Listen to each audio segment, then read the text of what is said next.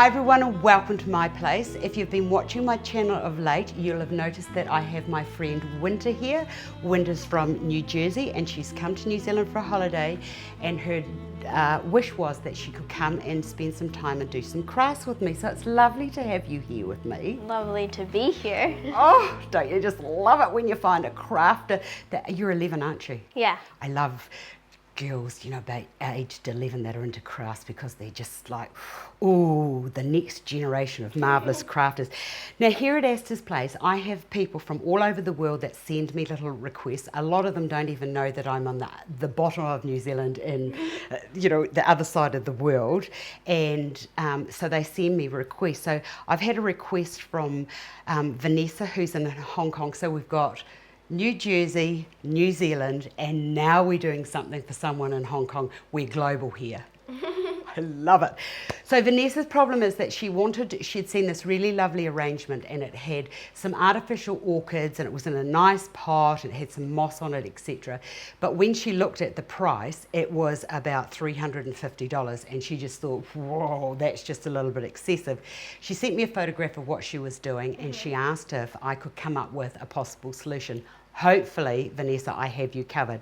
So let's start with the potting. Now this is just a terracotta pot, and what I've done to this is I've just put an undercoat in my chalk paint, my chalky lime paint. The recipe is up there online, and to just let you know what that recipe is, chalk paint or limey chalk paint is just like wonderful stuff, and it's so easy to use. You can paint it onto just about any surface, and pretty much it's just, you know about undercoat or acrylic paint? Yeah. Right, so, and it's a water-based, so it's acrylic. So you just, to every cup of a flat or an eggshell or a matte acrylic paint, you can have it white or cream, or you can get the little test pots. You put 3 tablespoons of plaster of Paris, and you mix that with water until you get like do you know a pancake consistency? Yeah. Of course she knows pancakes.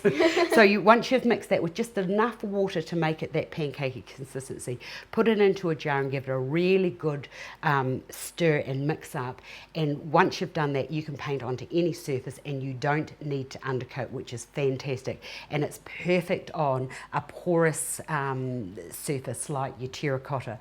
So I've just done a really rough coat over the outside, and then what I did was I got a darker one, and I've just put a little, just used a sponge and just sponged a little bit of darker colour on the outside.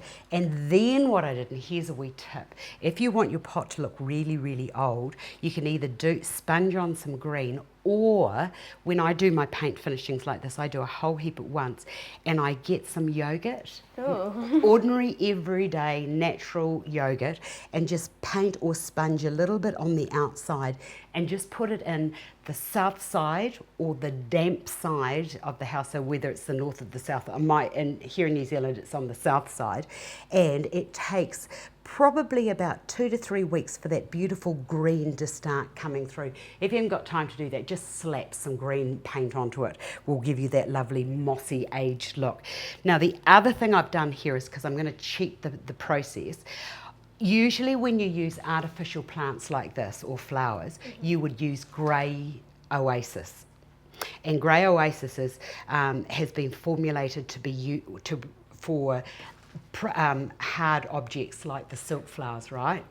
But what I want to do, I've used the wet green foam, which is designed for flowers, for the simple reason that I'm going to put some living plants with this as well.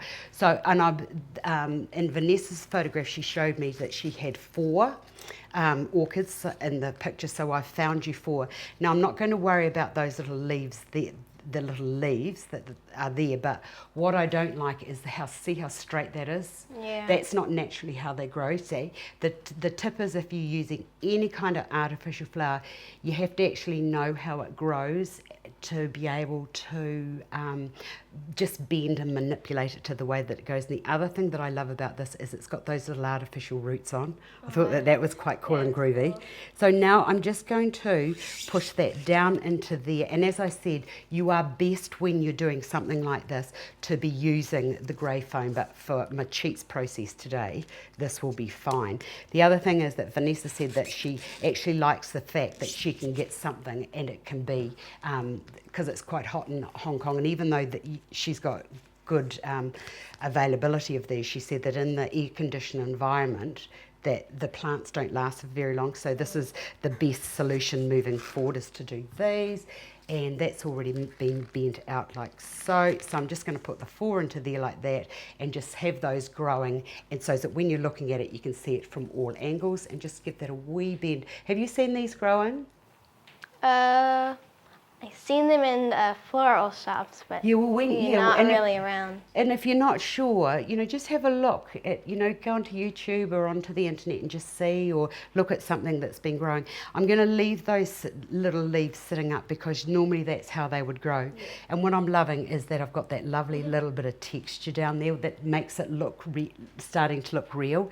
Now, the other thing that you could do, I've got some little moss balls. I've got some artificial moss here if you can't get any fresh moss, but I've also got here some little baby tears. I absolutely love this winter. I've got it growing everywhere. Could you probably be able to get this at home? Yeah. It grows everywhere, and you usually get it in a little pot plant. So now what I want to do, and the reason why I've used the green foam here is because that's wet, and once I get that in there, this will continue to grow, so that from a distance it'll still look like it's actually living.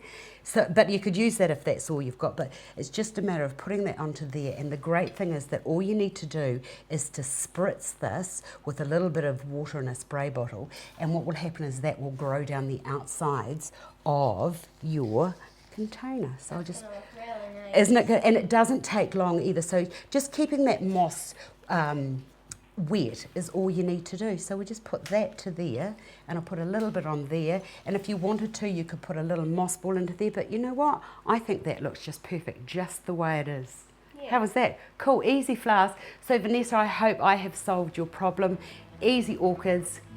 You've got a little bit of living there, a little bit of artificial. Hope you've enjoyed this. I've enjoyed sharing it with you. And you know what? I'm going to miss you when you've gone home. I think my performances are much better with an assistant. Yeah. So thank you for coming to share time with me. Thanks for having me. It's my pleasure. Okay, see you guys another day.